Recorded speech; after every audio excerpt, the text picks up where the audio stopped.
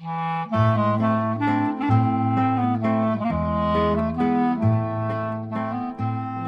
to Couples Therapy in 7 Words. I am your co-host, Judy Alexander, and I'm here with my husband, Dr. Bruce Chalmer. Well, hello, Judy, and hello, viewers and listeners. Judy, tell folks what is the title of today's episode?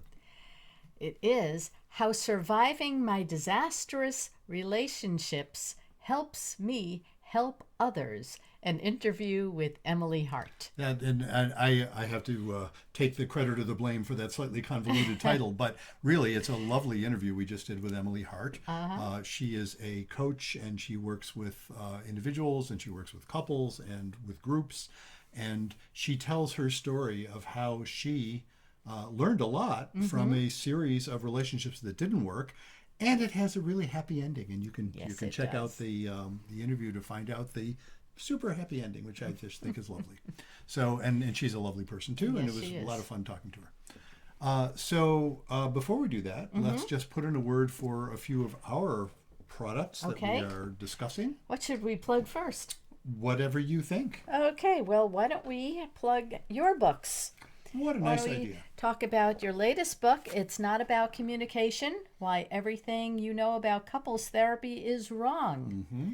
That's available any place you can get books, and also available as actually any of these books we're talking about are available as Kindle, as paperback, and also as audiobook as well, where for my books, I did the narration. And the book that started this whole podcast thing. Okay, we have Reigniting the Spark, Why Stable Relationships Lose Intimacy, and How to Get It Back. Yes. And I want to mention that I'm working on a book now, and I want to invite people to send me ideas, experiences. The working title of the book, this is subject to change, but the working title of the book is Betrayal, Faith, and Forgiveness. And, when I talk about betrayal, I'm certainly including a lot about infidelity, sexual betrayal. And I just want to invite people, if you would like to send me your experiences, obviously I will disguise any personal details before I would include anything. But I would love to include some of your ideas there and your it could be from your own relationships or people you know. Yeah. If let's say you have a family member or best friend or a friend that went through something and you'd like to tell us about their relationship or their disaster. Yeah. So I invite you to please do that. Also, just mention one other book that you can get for free, a PDF of the book. The one that Judy is going to hold up for those of you watching the video is available from Amazon. It's called 7 Words to Jumpstart Your Love Life. Yep. But I will say you don't have to buy that one, because if you sign up for Dr. Chalmers' newsletter, sign up for my newsletter. I put it out roughly once a month. And it's a lot of fun. And as soon as you sign up for it, you will get an email that has a link where you can download a PDF of that very book, 7 Words to Jumpstart Your Love Life. Who doesn't want to have that, right? Exactly. So please do that. Let's now put in a word for our sponsor. Yes, the sponsor is The Blue Tent, Erotic Tales from the Bible by Laria Zilber. The Blue Tent by Laria Zilber. And Erotic Tales from the Bible, and it's really a wonderfully sexy book, as the subtitle implies. And I will also mention we are doing a presentation that will include Judy reading from some of Laria's work. Judy actually did the audiobook version of that, because Judy and Laria are like that. Very tight. Very tight. And still haven't managed to get you and Laurie in the same room. It's really odd that way. But well, if you come to the presentation. If you come to the presentation, well, we'll be there. Yes. And we do have a video of Laurie. Yes, we do. She was able to do that. She just wasn't able to make the day work to be there at the same time as you. Well, anyway, November 19th. November 19th at Temple Sinai and in South Burlington, Vermont. Yes. Which is where we live. We will be doing a presentation on Jewish perspectives of sex. And in, February, I think we're doing one in Florida, which we will talk about in later episodes. Yes. We are scheduled to do one in Florida as well. Same presentation. Jewish perspectives on sex. Mm-hmm. So, without further ado, let's get into our interview, and we will see you on the other side. Our guest today is Emily Hart. Emily is a master life coach, NLP trainer, hypnotherapist, Kundalini yoga and meditation teacher, and Reiki healer. She offers one-to-one coaching, group coaching, certification trainings, and retreats. Emily co-founded the Hart School, an NLP certification and training program. The Hart School certifies students as NLP life coaches, NLP practitioners, hypnotherapists, and quantum time technique practitioners. Emily combines her passion for mindset work with her heart-centered approach to living and serving her clients and students. Emily, welcome to Couples Therapy in 7 Words. Thank you so much. I'm so happy to be here. Thank you for having me. Delighted to have you. And full disclosure, I will say that I have met Emily. I actually know you through my daughter. So that's right. Yes. We went to college together. We were college roommates. Yes. and you know, it's so neat when we do this and we interview all kinds of people, and it's fun when the wonderful guests we have are also acquaintances or friends or people we've known before. That's really kind of a cool way. In fact, we had a friend on who is also a Kundalini yoga instructor. Oh, wow. Amazing. How long ago? Yeah. Eva Kane. A couple of months ago. Yeah. So we always like to start off by asking folks, like, how did you get into the work you do? Tell us about your own journey. What brought you into the kind of work you do? Yeah, absolutely. So a lot of the work that I do with clients now is really what I call self-relationship based. And how I got into that was through my own healing journey, and my personal struggles had come through the lens of romantic relationships. So essentially, I would date the same guy, different name. It would be the same pattern. The relationship would have a max 2-year shelf life, and the men would be emotionally unavailable, usually avoidant types. And I was more of an anxious type, if you're familiar with the attachment styles. Yeah. And they would end up in them leaving the relationship, them leaving and abandoning me, and me feeling heartbroken. And so this continued to happen over and over and over from, early, college years up until my early 30s. I'm 37 now. So what finally happened as I went on in these relationships, they seemingly got a little bit better.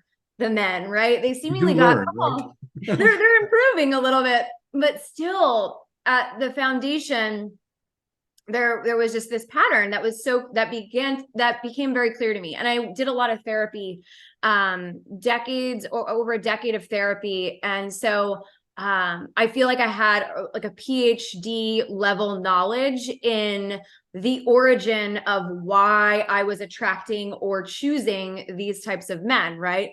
It went back to my relationship with my dad and all of this.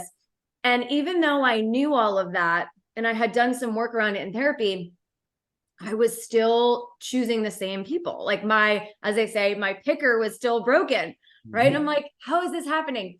So the last relationship that I was in before my husband, I was engaged. And so I thought, yes, I've broken this pattern. And we bought a home together, and it was 3 months before our wedding. And, it wasn't like all roses and butterflies the whole time. There were little things coming up to the wedding, but I was still like, this is happening. Like, I love this man.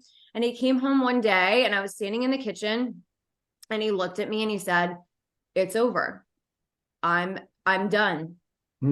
Like, I've decided this is not for me. I don't want to go through with this, and I'm leaving, and I'm moving to LA."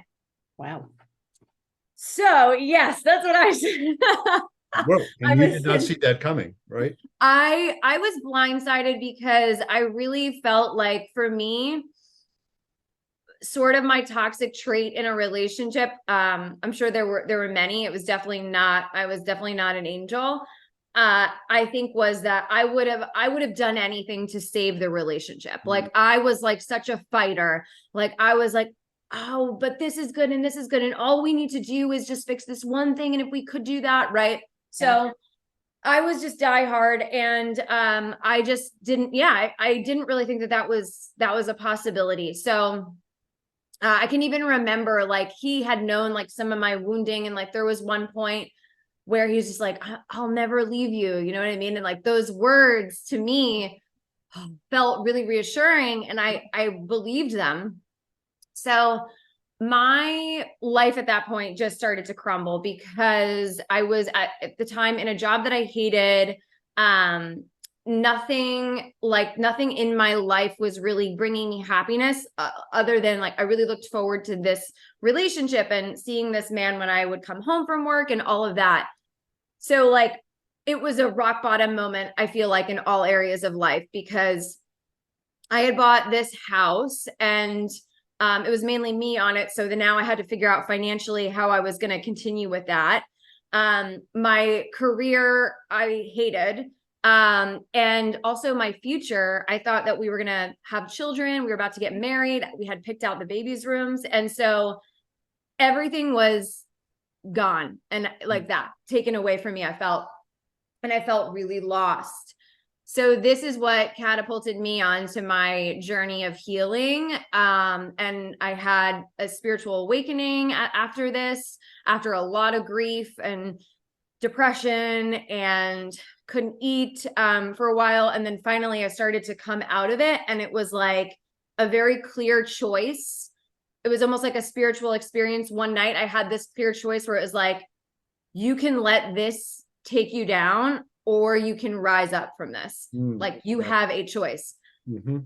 I finally realized that I was the common denominator in all of these relationships. Finally, I'm learning the lesson.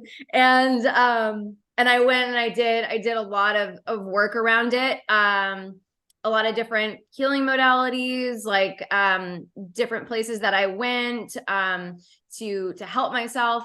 And then I eventually ended up finding NLP, which is now a big modality that I use with my own clients and of course my training company. And during that training, this is like flash forward to 2020. I had done a lot of work along the way. I hadn't dated anyone for probably about like from 2017 until 2020, I didn't really date anyone. I was really focused on myself and my own healing. And in 2020, I believe the last piece that I needed was going to this NLP training, where I identified a belief about myself, which was, this had been unconscious. So if you know Carl Jung, until you make the unconscious conscious, it will rule your life and you will call it fate. I was unaware of this belief system that I found out in the training that I identified, which was anytime I let a man get to know the truth of who I am, they won't love me anymore and they'll leave me. So like a mirror, the universe was showing me this over and over and over until I was able to heal that within myself. I did that in that training, and that's when I started dating my now husband. Literally inside the training, it was like that. Wow. So that's how I got here to what I do today. And it wasn't really planned, but I was very passionate when I was on the healing journey of helping others. I thought I might go back to school to become a therapist. And then I was just led down the path of, I'd started Kundalini, I did Reiki, I got into the mindset work and the NLP, and then it just sort of organically unfolded from there. So when you say NLP, I'm assuming you're talking about neurolinguistic programming. Yes. So why don't you explain what that is for those of us who are not familiar with what NLP is? Of course. And because I know Bruce, being a therapist, knows all that stuff, but me and some of our listeners might not know that. And I can learn too. So please. Absolutely. Yeah. So NLP is a really large body of work. A way that I can break it, I'll break it down for you with each word. And also I like to explain it in a couple different ways, depending on who I'm speaking to. You could call it a user manual for your brain. You could also call it the science behind the law of attraction. And most of it, and most of the work that I do within it, is really subconscious reprogramming, where we're able to go back onto the timeline of someone into their past, could be generational, and get to the root cause of like a belief system or whatever it is. so that we can resolve it at the root cause, and then resolve it on all the other events that are coming all the way back to now that are triggering them. So if we break it down, neuro is how we perceive the world through our five senses, right? So visual, auditory, kinesthetic, which is feeling, smell, and taste. So how we're perceiving our world through the five senses, because the reality is actually our perception of it. Linguistic is the words we use to influence ourselves and others. And this can be actually verbal, obviously, but also nonverbal communication. 93% of communication is nonverbal, which is pretty wild. When I learned that, I was like, wow. So we teach a lot of different things about body language and all of that. And then also self-talk. So the little voice that's inside of your head that can sometimes be the itty bitty shitty committee, or sometimes it's the empowering coach. So getting that to be in alignment. And then programming. So how we discover and utilize the programming that's running in the background, and how we can optimize that so that you can reach your goals and your intentions with less effort and more ease. Yeah, it's certainly NLP. I first learned of it back in the 70s, which is when it was, I think that's when it was first put together, right? In the 70s. I believe I'm that is. spacing out on the names of there were these two guys. Richard Bandler and John Grinder. Thank you, Bandler and yes. Wow, it has been years since I read about them, but yeah, it was fascinating stuff. Yeah, they really modeled excellence in a lot of different people, like therapists, like Virginia Satir, and Milton Erickson, who's a hypnotherapist. So they saw excellence in other people, and they modeled it and broke it down into a repeatable process. So that's why I say it's such a big body of work, because there are all these techniques that when people come in, like a lot of times they'll like know, they'll already be like, oh, I feel like I do that. Like we teach, how to build rapport, right? Like that's a part of what we teach in day one, which people are like, oh yeah, like when you meet somebody, you start discussing commonalities. Oh my gosh, yeah, Alex, we went to school together, and like all of that, right? Alex is Judy's daughter, by the way, for people who are listening. Yeah, that's a part of building rapport. So anyway, that's just an example of how, they didn't necessarily invent anything other than timeline therapy, which is the quantum time technique that it could be interchangeable, those words, timeline therapy and quantum time technique. Tad James, who was one of Bandler and Grinder's students, came up, innovated that and came up with timeline therapy, which is a really that one I had not heard of. So that's more recent than I've read about it, obviously. Yeah. So you also do hypnotherapy. I'm also trained in hypnosis. I've been focusing on couples now for years, so I haven't been doing hypnosis. But how do you use hypnotherapy in your work? Yeah. So when I do timeline therapy with clients, we take them into a light trance. So I feel like I'm always kind of using it when I'm working in specific techniques with them. And I also really enjoy doing hypnotherapy at the end of our work together. So say I work with a client for like 3 months. What I like to do is sometimes I'll do it in the middle at some points, but I'll always do it at the end. And the reason why is because I like to lock everything in at the unconscious level. And so I'll do a hypnosis for them at the end. I'll record it, and then I will, give it to them and say, hey, listen to this every night for 30 nights, before you go to bed. Yeah, no, that's neat. That notion of locking in is fascinating. One of the reasons I got trained in hypnosis fairly late in my career, actually, I was already in, I think I was like 60 when I finally got. Yeah. I'm 72 now, so it was about however many years ago, 11 years ago. Yeah. But it was interesting because I found it so powerful.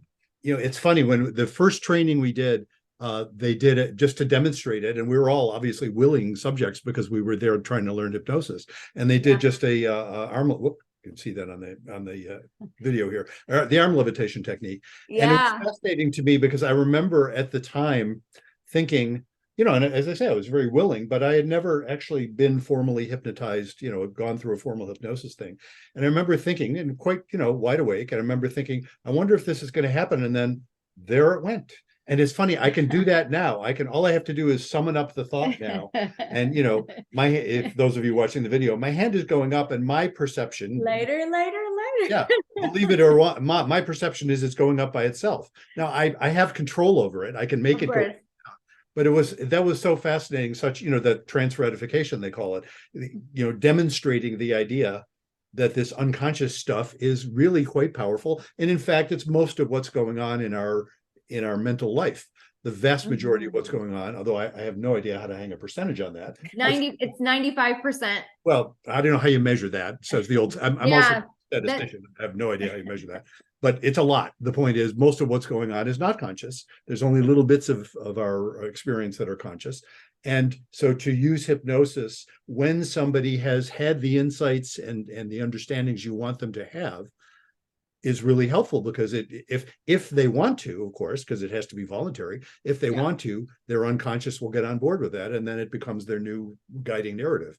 They're no longer bound by those old understandings. Do I have that right? More Absolutely. Yeah. And yeah, I think just like a lot of it too, which I'm sure when you went through the training, is sort of debunking like what hypnosis is and what it's not, right? Because when people think about hypnosis, they tend to think of like somebody with a watch that's going right, or a stage show or something. The funny thing is that can work. There are a lot. We learned a number. I'm sure you did too. There are a number of ways of inducing a trance that works. It's just so hackneyed, nobody wants to do it. I mean, I say it works. It can work if somebody wants it to. Pretty much anything can work. Bruce has tried to hypnotize me. It didn't work. Well, I think that it's about our relationship as anything else.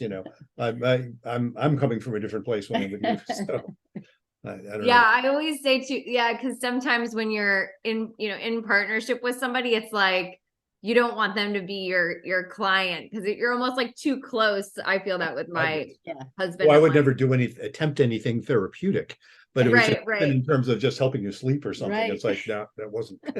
you were having none of it for me. You haven't tried it with someone else. That's true. So it actually could work well for you. It's hard to say. It doesn't. People vary in their hypnotic talent. I'm middling myself. In terms of my own hypnosis, I'm not somebody that I would want to have, for example, abdominal surgery with no other anesthesia. But I've met folks, and I'm not trained in doing that either.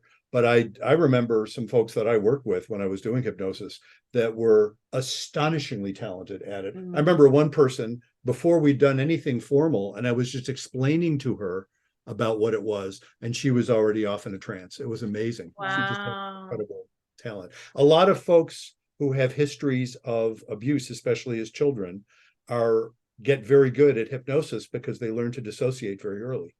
And so there's some research on that I remember being told about along the way. Yeah, so, I always say like it's a critical, like there's like a critical wedge between the conscious and the unconscious. And so the people, when we do some suggestibility tests, which I'm sure you've done, right? In our training or teaching it, like the book and the balloon, having the heavy books in one hand and the balloon. So you can see the arms.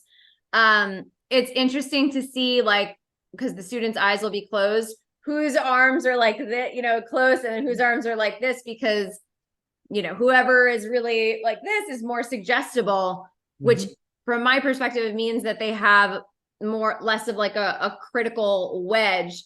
And the people that have the thick critical wedge are usually the people that identify as like, I'm a realist, right? I'm a realist. They're very like skeptical of everything. Well, and it's interesting because I don't know that I would define it as suggestibility per se, and more about situational suggestibility. If you're into it, and if you're clearly into it, that's going to make it much more possible. If you're skeptical about it, or if you believe about yourself, for example, that no, you're just not susceptible to that, then you're not going to be. Yeah. Right. You have to be open. Yeah. If you had any reason to and actually explored it, you might discover actually you can be quite good at it. You'd actually have to sign on. Yeah. Unconsciously sign on. You say, okay, I really want to do this. And then it works. What I always enjoyed about hypnosis was that idea that it is entirely voluntary, even if you're not conscious of it. And Yes. so to the extent that, I remember one of the things in one of my trainings I did actually when I was a student being trained, and the trainer was inducing a trance and used an image that I just hated. He was talking about, your eyes are heavy, got no problem with that. In fact, it's hard to open them. I got no problem with that. In fact, they're sewn shut. As soon as he said that, I opened my eyes because I hated that. Now, there were Yeah. other folks in the class. I think there were like 10 of us in the class, and 2 or 3 of us didn't like it, and the rest of everybody else was fine, so cool. What was neat about it was I opened my eyes and said, well, basically I said, well, screw that. I'm not doing that. Yeah. But I'm happy to go into a trance anyway. I'm just not going to use that metaphor. Yeah, that would freak me out. Yeah, well, I just replaced Totally. the metaphor. I just said, no, my eyes are heavy, but they're not sewn shut. Yeah. I'm not going there. And it was fine. Some of your techniques. Well, no, and if it were, that'd be fine. And I told the trainer afterward, and he didn't realize that anybody would find that bothersome. And Yeah. but that didn't mean he was wrong to use it. Well, that's my point of the story. Is it was kind of neat that I could reject that part of it, Yeah. and Yes. still accept the rest of it. And I learned some techniques in that particular session that I used a lot when I was doing it. Yeah. So it's fine. You can pick and choose, and your unconscious is going to do that. Yeah. And you can rely on that basically. So now you Mhm. mentioned that you had a career before this that you didn't like. Can you share with us what you were doing? Yeah. I was doing tech recruiting. Ah, okay. Uh, So when I- nothing when I- related at all to what you're doing now. No, I've had like many careers. When I was living in New York, I was doing retail management and merchandising. Mhm. And then when I moved to Austin, I started a whole new thing in tech recruiting. And now I'm doing what I'm doing now. So yeah. Yeah.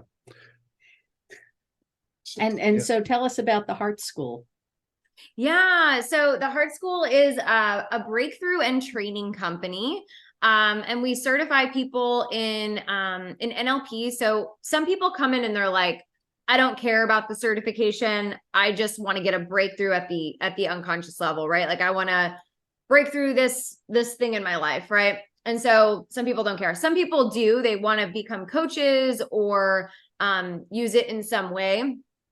But yeah, it's a breakthrough and certification training. So it's NLP practitioner, NLP life coach, timeline therapy certification, and hypnotherapy. And we have this is level 1. We also have a level 2. And we do this totally immersive in person.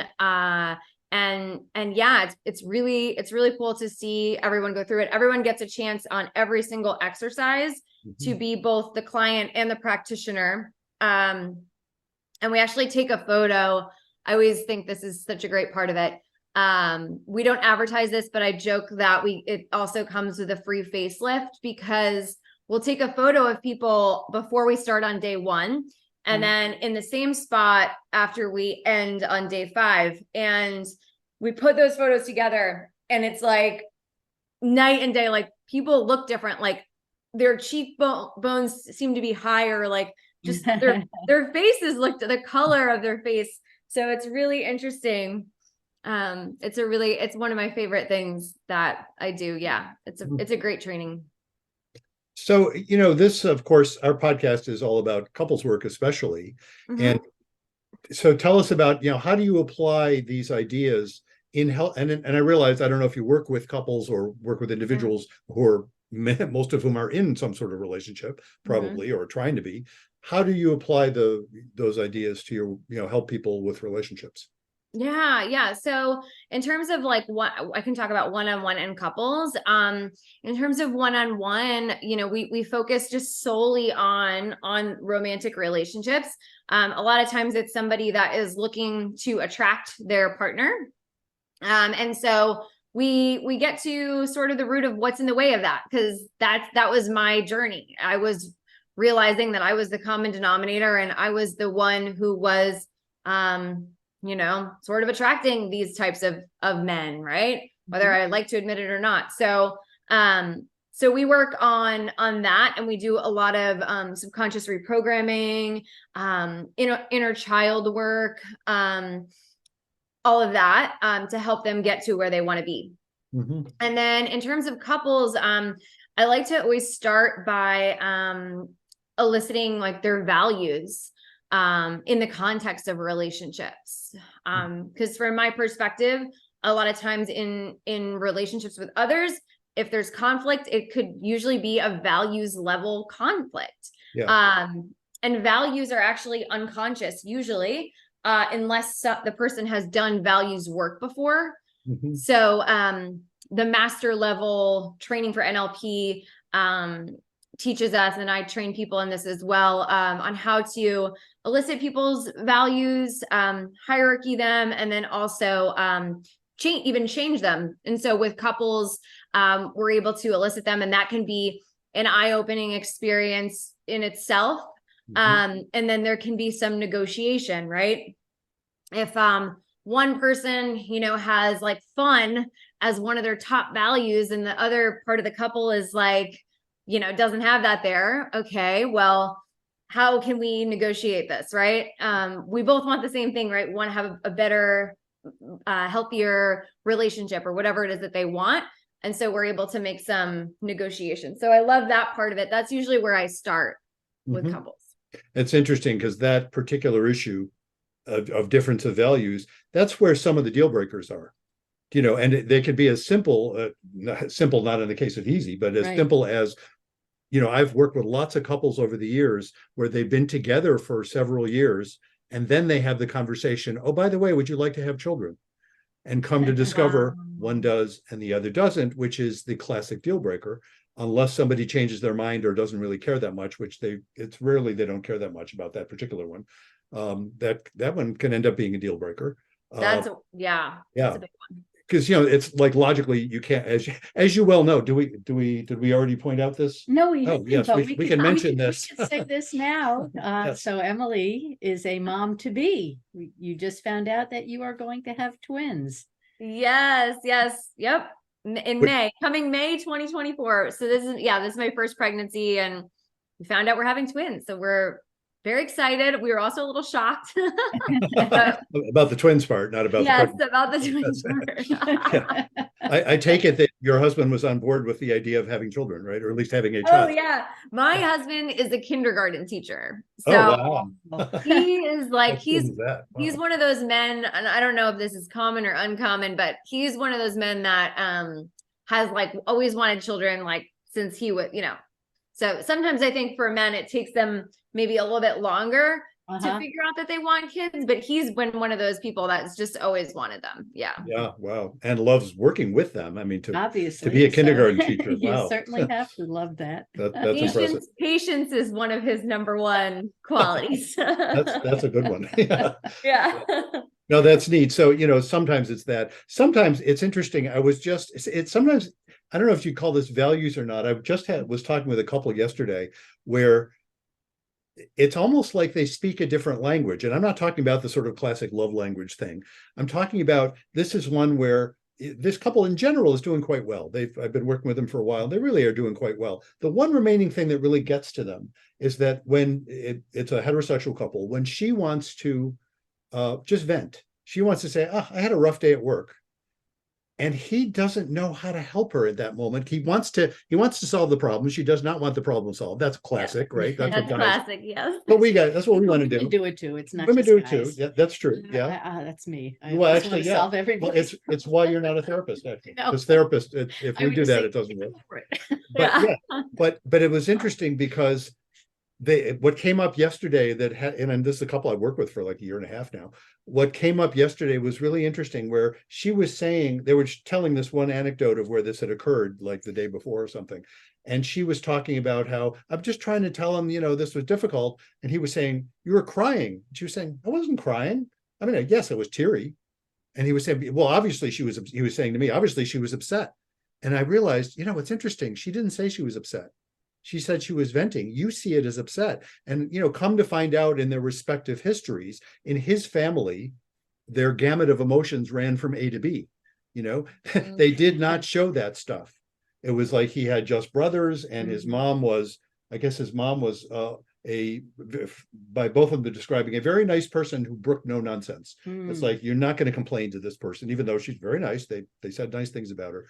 And there was that idea that he was seeing her being in distress when she was trying to say, I'm just venting. This is what I sound like. And she Yeah. had a history from her own childhood of stuffing her emotions. She wasn't allowed to say stuff. And she's been working now in her early 40s, I guess now, on being able to say what she wants to say and not have that be a disaster. But he clams up because he feels like whenever he says anything, it seems like she gets pissed off at him. That's what their difficulty is. And you could, I don't know if you'd call it a values difference, but it's almost like it's a different set of assumptions they're working with. And they didn't realize it, which is always to me, to render those assumptions we're making visible so that you can say, oh, look at that. Isn't that interesting? You're making different assumptions about what that behavior represents. Yeah. And I think it's like, it's all well-intentioned, because I had the same thing with my husband. And because he likes to fix things as well. And so I find that it's just like, some of my responsibility in it is saying, hey, I just want to vent right now. Like, I'm actually not looking for any feedback. I'm just looking for you to like hold this space. Right. And sometimes I will forget, and like, I'll just be in it because I'm more of an emotional person. And my husband's very like this, like he's super like even keeled. So we're very different. And sometimes I'll start going into it and he'll be like, okay, hold on, pause. Do you want feedback, or do you just want to, get this out? And I'm like, oh, thank you for asking that. And then I'll tell him, yeah. You know what I'll often tell the guy in that situation, because being a guy myself, heterosexual male myself, that, if we're seeing our woman, to be kind of use that sort of language, in distress, our damsel in distress, that part of the masculine thing, which I think is not the toxic part, part of the good part is, I want to protect you. I want to make you feel better, of course. Sure. I often note to the guy is, there is a problem to be fixed, but you're fixing the wrong one. It's not what she's telling you about her problem at work, which, let's face it, if I start telling you how to fix your problems at work, I'm implicitly saying you're an idiot. Right. Because I'm mansplaining, right? Which, right. Should I explain to you two women what mansplaining is? Right. Right. That's a classic, isn't it? So that, I don't want to do that. But there is this is to the guy, because we got to have a problem to fix. The problem to fix is what she's looking for is empathy. She just wants to know you love her and care about her and respect her. And she just needs you to show that in whatever way, which could be as simple as giving her a hug or offering a cup of tea or just sitting there listening and really trying to take it in. Any of those are fine. Or a foot massage. Or a foot massage. Hey, that works. Right? Foot massage, always good. Well, actually, not everybody, right? But that's true. Different strokes for different folks, literally. But that idea that there, because men, we don't necessarily know how to understand it. If, when a woman says, I just want to vent, and I'm, you'll get the deer in the headlights look on the guy, because it's like, what am I supposed to do now? Just shut up and listen. Yeah, just shut up. But that's the thing. You say that, but that isn't really enough. You know what I mean? It's not just shut up, because sometimes the guy will do that. Yeah. He'll just sit there. Yeah. Thinking, oh no, I better not say anything, which is the opposite of actually being there. Right. So it's like, no, just listen. Just listen. And then it almost doesn't matter what you say or don't say. Yeah. You just show up and don't panic. Yeah. And of course that's our I find too, like it's even like and I think it's so different for like every woman, like, or every person, like what they are needing. And so I think it's like the two people in the partnership are like learning, they're always learning. And for me, what I've learned is like, it's the way he listens. So it's like, I need him to be listening with his 5 senses. And I know that might sound a little, but that's truly what I need. So like, he's able to now know that. And so it works better, but yeah. Yeah. It's that ability to show up and not, that's the thing about if he goes into a panic, or if she does, either one, then you no longer have that ability. Much of your brain then shuts down. Right. When you're in fight or flight mode or freeze mode, and you don't have the ability to be there with your 5 senses. Right. Yeah. Which, that's the thing I'm always preaching. And one of my shticks is that every couple needs both stability and intimacy. And the chief skill of intimacy is to tolerate anxiety. It's not you can't make it go away, because it'll be a little scary when you don't know what you're getting. and it's a little scary to reveal yourself to someone who's really important to you. But to tolerate that anxiety is what facilitates intimacy, and that's a need. Yeah.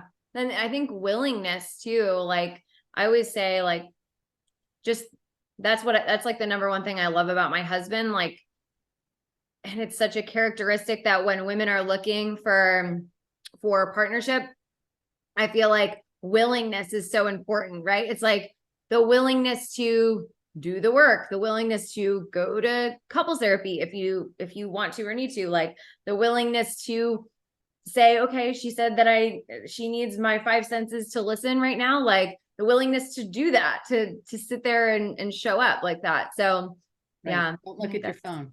Yeah. Right. Yes. No, we don't like that. Yeah, no, very few people like that. No. Yeah, indeed. Hmm. Well, what else should we be asking you about? Ooh, I don't know. That's an open-ended question. Is there anything that we haven't asked you yet that you want to bring up, or have we pretty much covered the bases? I feel like we'd cover the bases. I would love to ask you guys about like I love to ask people who have been married for a long time in a good relationship, like, would you mind sharing like your top advice? And hopefully your listeners will like this too.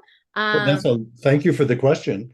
But, yeah. Our thing is find the right person. yeah, I've written several books now on couple relationships, and realize, and we've joked about this, I could have just written a 4-word book, find the right person, Oh, those are the words, right? Okay, got it. Yeah. Well, those are not the 7 words. No, those are different. No, the 7 words are be kind, don't panic, and have faith. And rather than go over that, I mean, I will refer our listeners to actually going back to episode 1, where we explained that, and it's come up in various episodes. And our story, we just happened to look it up today for the benefit of somebody who was asking about it. We told our story in episode 42. This is episode, I think it's 137 or 138. So just, you got to go back a ways. It was back in 2021, I think.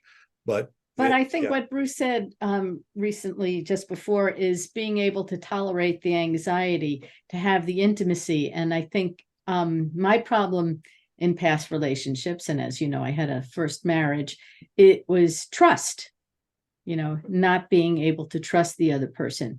And Bruce, I can trust. And it's interesting, and I can trust you too. And a lot of that trust is built. It's actually, I'll tie it to what you said, Emily. A lot of the trust is built out of that notion of willingness, which again would say, willingness to tolerate that anxiety. In other words, it must be a little scary for your husband, perhaps, to hear from you, hey, I want you to listen with all 5 senses. And if you said that to me, part of my first thought would be, oh shit, what does that mean? I mean, I sort of get it, but now am I going to do it right? And I have to not panic about that. Yeah. And actually say, I'm going to try that, and I'll rely on you. And what I trust you to do, interestingly, is not panic about my failures in that, but rather enlighten me. Right. Enlighten me compassionately. And of course, what you have to trust me to do, or otherwise I've blown it, is listen to that. Those are all the skills that you end up developing. Really does. Yeah. And another thing is, I know without a doubt that everything Bruce says and does, he always has my best interests at heart. Yes. So I know I can rely on that rock solid piece of knowledge, and then I have his best interests at heart too. Yeah, that's so important. So that really makes for a trusting and loving relationship. I want to add to that, though. It's interesting because, of course, that's true. But I want to add to that because, but I'm not going to be perfect at that. No. And nor are you. But then that's an important part of it. In other words, we have to be strong enough individually. Yeah. And see, that's another thing about getting into a relationship. When we met, I was already in my early 50s. You were in your mid 40s. And so we were both mature. We had been through, previous marriages. And that phenomenon of being able to be strong enough as individuals that you can then manage the little bits of being out of sync without panicking, is also central to building that trust. Yeah. Because you can trust that I always have your best interest at heart. You can't trust that I'm always going to get it right. No. Well, know what I not mean? everybody's going to get everything Well, right. exactly. I'm not going to get it right. No, either, exactly, but- yeah. And, we don't always agree on everything either. Yeah. But I still know that whatever you do, you have my best Yeah. interests at heart. Well, it's that underlying sense that whether we agree or not is secondary to the fact that we know we love each other, Mm-hmm. which I think is really, Yeah, you Sounds don't let the right, little basic. stupid things bother you. Like, Yeah. if there's a wet towel on the floor, and like I know some people freak out. It's like, oh, he left the towel on the floor again for the 100th time. That it's like, so bend down and pick it up, Yeah. or leave it there, and eventually he's going to pick it up. If it bothers you that much, pick up a towel. I'm going to drop things. He's going to drop things, and it's like it. He Pick your doesn't notice battle. things that he drops, and then most of the time I don't say anything. that's But- right. Another endearing characteristic, by the way. Most of the time she doesn't say anything. So, and all of that, when you, like, of course, I do meet couples where they're fighting over everything. Yeah. And what seemingly, and they'll say that too. They'll say, "Oh, we fight about seemingly trivia." It's usually because they're fighting about something else, and it's too scary to fight about the thing that's really scaring them. So they fight about the towels on the floor and everything else. Oh, and sometimes the power struggle stuff, Mhm. or the stuff about who's doing more. Sometimes that's a reflection of genuine exhaustion. Yeah. Especially, not to say this to you when you're pregnant with twins, but you may discover that the early phases of infancy, especially with twins, is rather tiring. Oh, yeah. There's a lot of energy. I'm glad you're young, I mean, relative to the likes of us, it's a good thing. But that stress level Yeah. can be difficult. It's also an interesting phenomenon that, when you have kids, it does a number on a relationship early on. Mhm. In terms of you don't have time and energy for each other the way you do before you had kids. And that's something that for a couple to thrive, even when they have kids, they need to pay some attention to that. Right. And make time and space for each other. Yeah. Mhm. Yeah. Yeah, that's good. Good stuff. Yeah, I liked how you said find the right person. And I wanted to just say one thing off of what you were mentioning, because how, Judy, you said that you could trust Bruce in this relationship. And I feel like that is so big, but it doesn't come, right? Like, it doesn't come with every relationship. And it's so interesting to think of like what that is. And like, what I have found is it is about the right person, right? Because like, for instance, with Jack, like I talk about this, online and because a lot of times I work with people, and I used to be this way too, who are looking in dating, when they're looking for their person, they're looking for fireworks and butterflies and all these sparks, right? And it's like all of those for me ended badly. And I didn't actually feel that same thing with my husband. Right. I felt calm, and I actually thought in the beginning, I remember having a conversation with my mom, calling her and saying, this relationship, I think this is boring. Uh-huh. And then I realized that it was actually stability. And I had never felt that. I was used to the up and down roller coaster. So I think, like the trust, I have that trust for him too. And it's like a big part of that is, I don't know if it was there like right at first, but it was like this, a slow sort of build where like his actions kept matching up with his words. I was like, this is interesting. Yeah. So. Yeah. Well, and that, in a relationship where that's why I talk about stability and intimacy. Stability is every bit as important. And when you don't, it's very difficult to sustain intimacy. I mean, that's sort of what lack of stability means. You can't sustain it. And yet you also need to have that sense of intimacy, which is where the spark is. Yeah. And that is something that can be built over time. Also mention one other thing in terms of trust, which is I work with lots of couples where there has been flat out infidelity. Yeah. And many of them split up. I mean, that's not that surprising. But many of them don't. And the ones that don't, the ones that survive that, their relationship is like a new relationship. It's better than it ever was. Wow. It's the only way they survive it. And that's how they can rebuild trust. they can recognize that it's very difficult. It's spiritual work. You mentioned a spiritual awakening. That sort of thing is spiritual work. It's a lot about that sense of accepting yourself and each other as fundamentally valid, even when you've screwed up royally. Then it's possible for trust to take over there. Difficult, very difficult. I never recommend that as a way to improve someone's relationship. Yeah. Oh, go have an affair. That'll help. Yeah. No, shake things up. It probably won't help. Yeah. Wow. Well, thank you so much for doing this. Thank you, Emily. Thank you. This was, it's my pleasure. This is really fun. Really enjoyed this. Tell folks how they can get in touch with you if they are interested in what you do. Yeah, absolutely. So I hang out on Instagram, which is at Emily Hart. That's my last name, Hart coaching.